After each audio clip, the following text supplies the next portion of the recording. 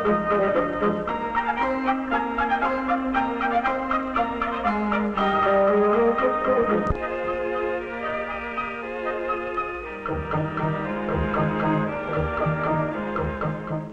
is the story of town and country and how they serve it.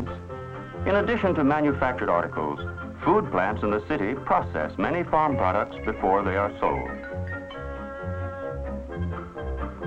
On the wheels of trucks and trains, products of farm and city move back and forth in an endless stream. This system of transportation links America's farms and cities. Like that milk truck on its way back to the country for another load.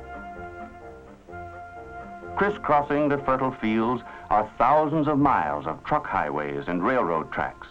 And as the farms move farther from the cities, the workhorse is retiring from the scene. The tractor is taking Dobbin's place. The farm family knows that with a tractor, which was built in the city, their farm can now produce more food for everyone.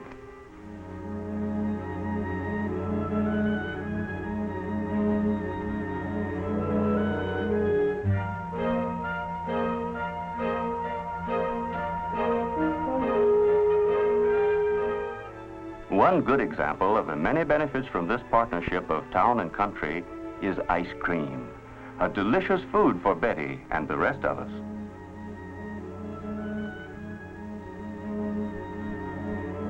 Uh-oh. Too bad, Betty. There was a time, though, when this would have been a terrible loss.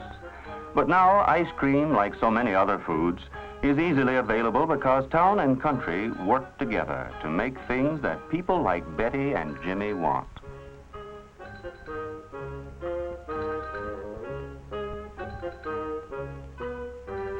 Once Bowser is parked, even Jimmy can afford to replace Betty's ice cream cone. Bowser, next time you behave. Here's Granddad. I bet he'll remember when this partnership between town and country did not always operate this way. I remember about 50 years ago when I was a boy in a little town. I had to work before we ever had any ice cream. First, I had to bring the family cow from the town pasture. Keeping a cow was the only way my mother was sure of having a fresh supply of milk. Same with vegetables. Many people in town had gardens.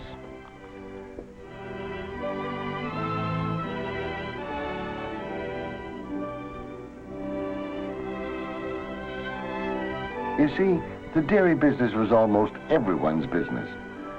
That is, everyone who had a cow. For our milk, Dad had to milk old Bossy twice a day.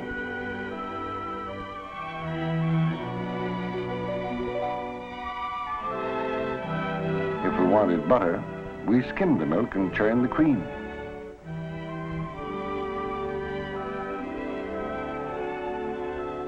If we wanted ice cream, I turned the crank. Yes, every Sunday in those days before television, radio, and movies, making ice cream was usually a family event. And it was sure worth all the bother. But in those days, when we ran out, there was nothing we could do but wish we had more.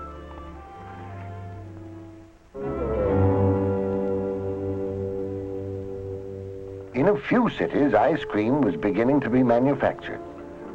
There was transportation between farm and town, but it was a little slow. So was the making of ice cream slow. They had machinery, which made a lot of noise. They had ice, but no refrigeration as we know it now. In those days, ice cream was frozen and hardened in tightly covered cans as they were turned in tubs containing crushed ice mixed with salt. Farmers produced milk and all the other good things that went into ice cream.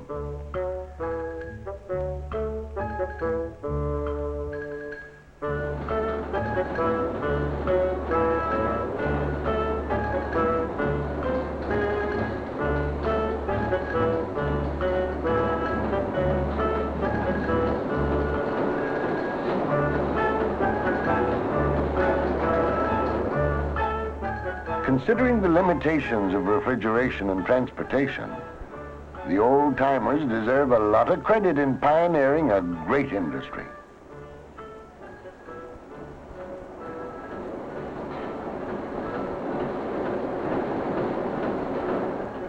What was missing? They did have machinery, ice cream makers, farmers, icemen, and customers. Then, why was there so little ice cream business when I was a boy? That's a good question, Granddad. Let's find the answers. As our country grew, new ways were found for the cities to serve the farms and for the farms to serve the cities. Today, ships from faraway places bring tropical fruits and flavorings that don't grow in the United States, like vanilla, cocoa, pineapples, coconuts, and bananas.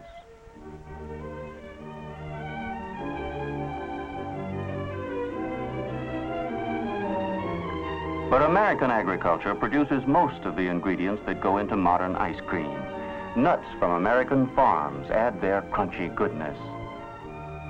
Our farmers in many sections of the United States provide most of the fruit flavors which give ice cream variety.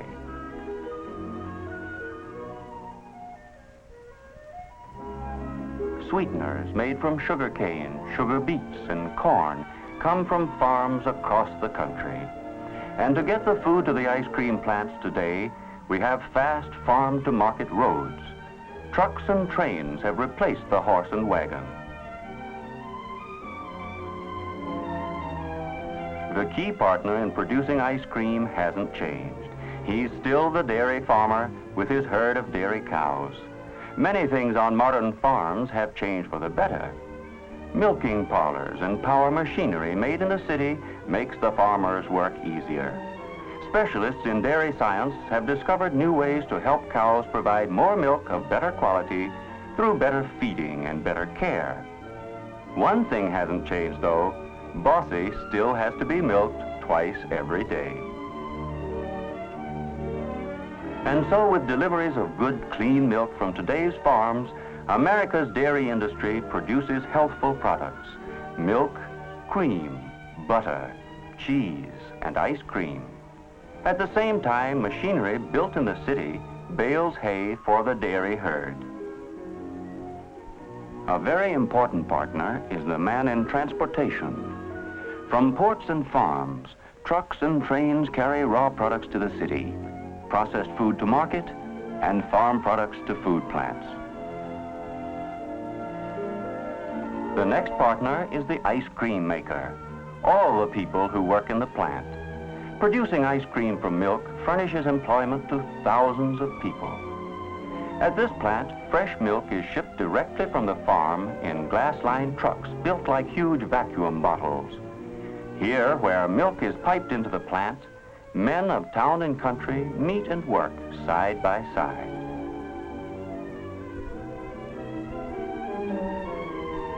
The man who knows most about making ice cream is the plant superintendent. He checks every step, from receiving to processing and shipping. To be sure the milk is fresh and clean, its quality is judged by smell, by sight, taste, and temperature. A sample is rushed to the laboratory for immediate analysis. The ice cream manufacturer must make sure that his plant receives high-quality ingredients with which to make ice cream. He depends on the skill and accuracy of his laboratory technician trained in chemistry and bacteriology. After the tests, a separator divides the cream from the rest of the milk. This machine whirls the whole milk rapidly, and cream, being lighter, rises and flows through the top outlet. The balance of the fluid containing milk solids is heavier and drains out through a lower pipe. Next, a condenser, by evaporation, removes some of the water from the rest of the separated milk. Thus, more of the nutritionally valuable milk solids in the concentrated milk are used in ice cream. The ice cream manufacturer puts the milk back together in different quantities. He uses more cream and concentrated milk solids. This fluid is called the mix, containing everything except fruits, nuts, and bulky flavoring. Ice cream is basically a dairy food. With the added cream, the mix can be whipped as it freezes and have the smooth, creamy taste and texture that appeals to everyone.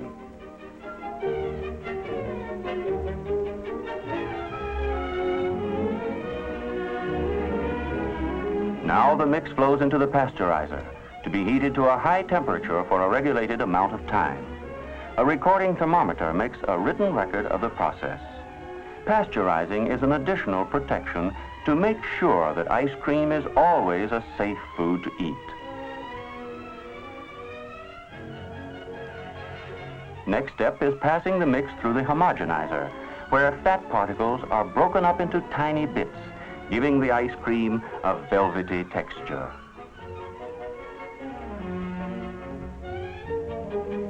When the hot mix flows from the homogenizer, it must be cooled before storage. The mix is rapidly cooled by plates or by flowing over refrigerated coils, then into a holding tank until freezing time. The modern continuous freezer is entirely different from the one used by Jimmy's granddad when he was a boy. Here, the mix flows into a freezing tube, cooled by mechanical refrigeration, where whirling dashers continuously whip the mix as it freezes. The fruit feeder is used to add flavorings to the soft ice cream as it comes from the freezer on its way through the packaging spout. Nearly 200 different flavors of ice cream have been developed.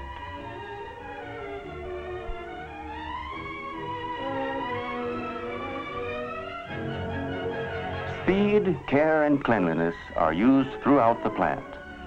After the covers are put on, the containers move immediately into a hardening room. With temperatures from 50 to 20 degrees Fahrenheit below zero, the ice cream freezes quickly.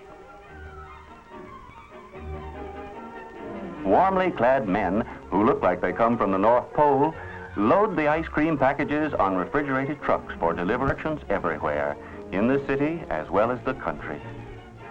The stores of today are equipped to keep all food products safely stored at the proper temperature until the customer comes to buy.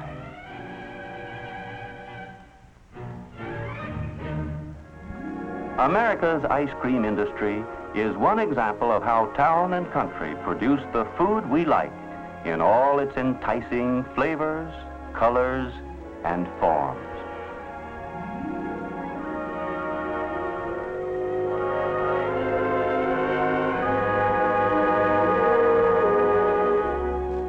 Yes, Granddad, today we enjoy ice cream and many other foods because town and country work together to feed millions of families. And so the journey of ice cream from farm to family continues, a true and never-ending story of town and country.